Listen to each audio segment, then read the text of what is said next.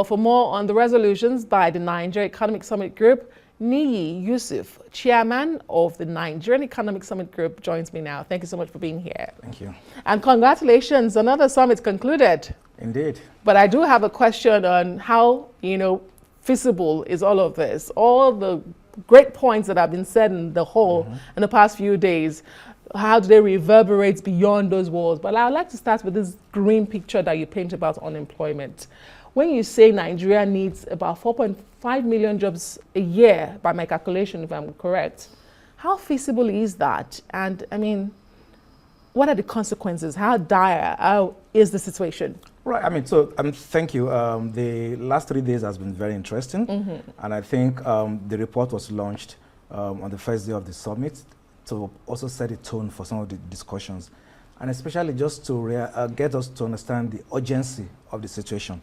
2030 is only 5.5 years away. Exactly. And so it's important that all actors, state, federal, private sector, development partners, academia, we all work together to urgently address this question and this situation. I believe is that we need to look at the education system to ensure that after 6334, we are producing graduates who are fit for purpose.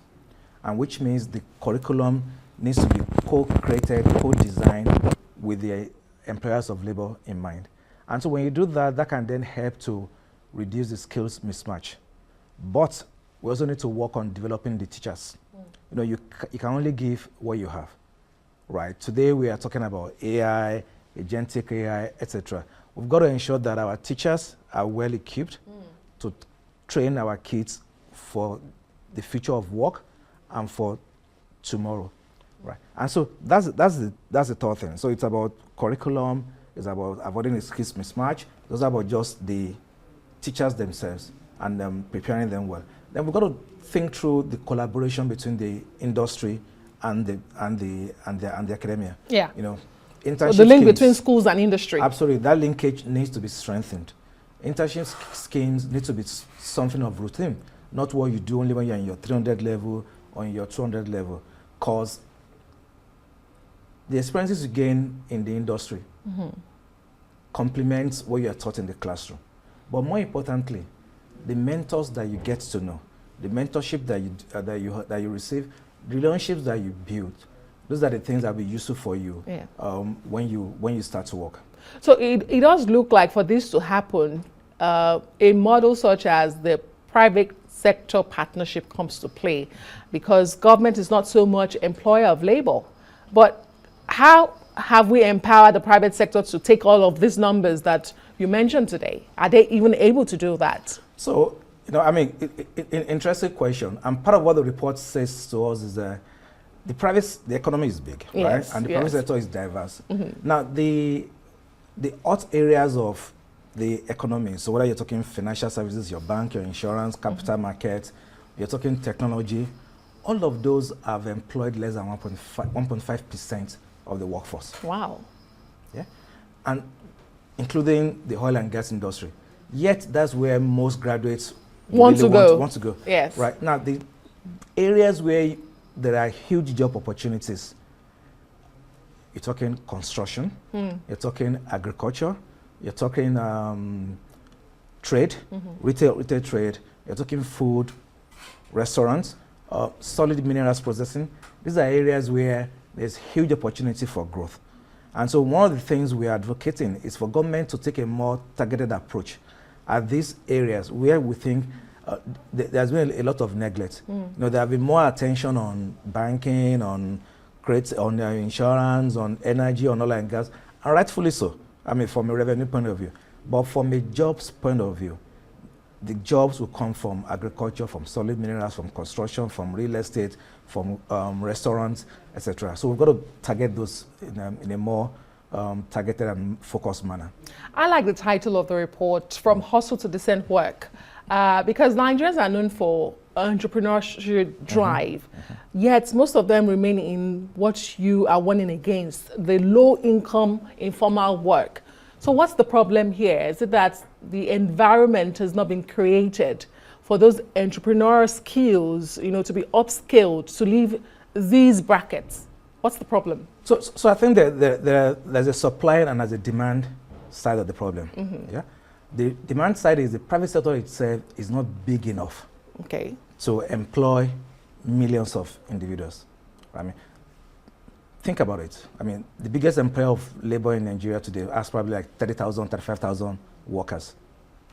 Now, in some factories in the US, or factories in China and Asia, that's just what one company, what one location has. Yet we are 230 million. And counting. And counting. And so we need to deepen the capacity of the private sector to be able to employ huge. So that is one. Second is also on the supply side.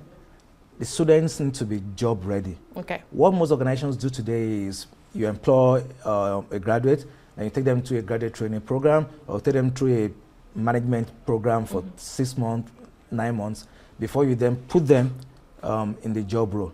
That is extra cost. That is extra time.